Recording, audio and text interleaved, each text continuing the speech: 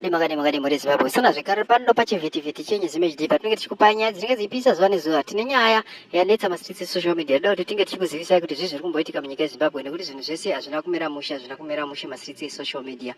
Nyaya yandinayo panapa inyaya yakonzeresa kutsamwa kwamavheterans akawanda nezuro mushure mekunge pane imwe leaked audio kana video umwe yakanga ichitaurwa neaimbove mukadzi kana girlfriend yapresident Emmerson Mnangagwa uyo ari kunzi Mabel Chinomona. Ane mashoko akataura akatsamwisa vanhu vachitotaura iye kuti Emmerson Mnangagwa haasi kufanira kuita step down, ende akataura mashoko akawanda asi chakuverengera nyaya iyoyo.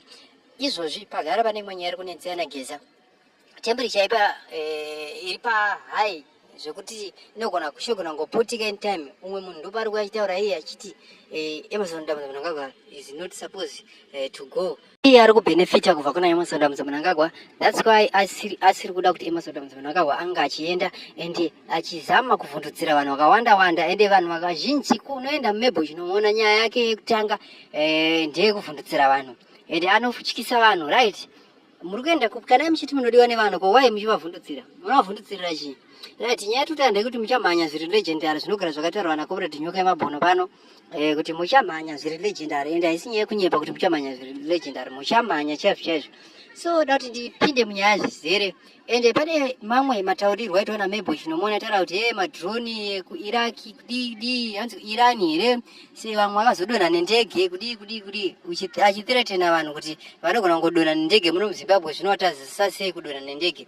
Right, toda kupa warning kuti mashoko mamwe vanhu ngavazive pekugumira nemashoko avo because vanhu vari kuudza mashoko kana madimikira hauzive kuti kunzoko vanodiwa zvakadii.